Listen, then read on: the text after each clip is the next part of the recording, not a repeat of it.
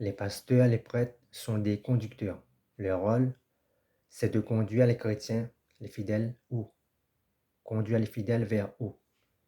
Vers Dieu, en passant par le seul et unique chemin, à savoir Christ. Les pasteurs n'ont pas été appelés à faire passer les fidèles vers un autre chemin. Les pasteurs, les prêtres n'ont pas été appelés à conduire les fidèles vers leurs propres aspirations personnelles, selon leurs propres désirs, mais selon la sagesse de la parole, selon les directives de la parole, et non selon leurs propres directives. En Christ, il y a une seule identité. Hors de Christ, il y a plusieurs identités, plusieurs sentiers, plusieurs convictions, plusieurs dénominations. Les protestants ne doivent pas être allergiques à la Bible de 73 livres, ni fuir cette Bible de 73 livres comme si elle était une maladie. Qu'on le veuille ou pas, le protestantisme a débuté avec une Bible catholique romaine de 73 livres.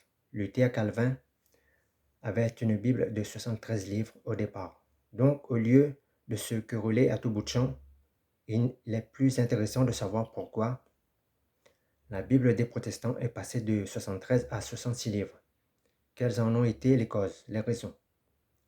Pareil pour les catholiques, orthodoxes ou romains. Pourquoi les catholiques romains ont gardé les premiers et les deux Maccabées? Pourquoi les orthodoxes en ont gardé la totalité?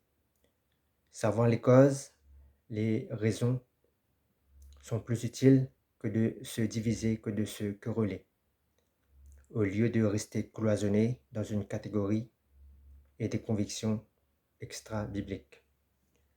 L'Église n'est pas l'auteur de la parole de Dieu.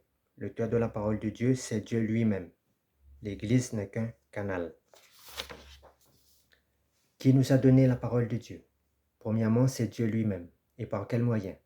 Par l'Église, via ses colonnes, via les apôtres. La parole de Dieu vient de Dieu et non de l'Église.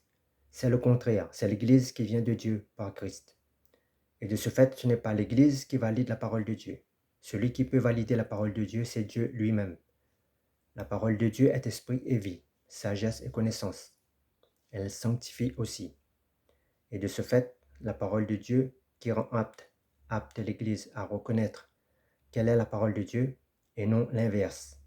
L'Église a reçu la parole de Dieu pour la donner au monde, pour la transmettre au monde. Celui qui n'est pas né de Dieu ne peut connaître sa parole. Un historien athée voit la parole de Dieu comme de simples écrits historiques, sans plus.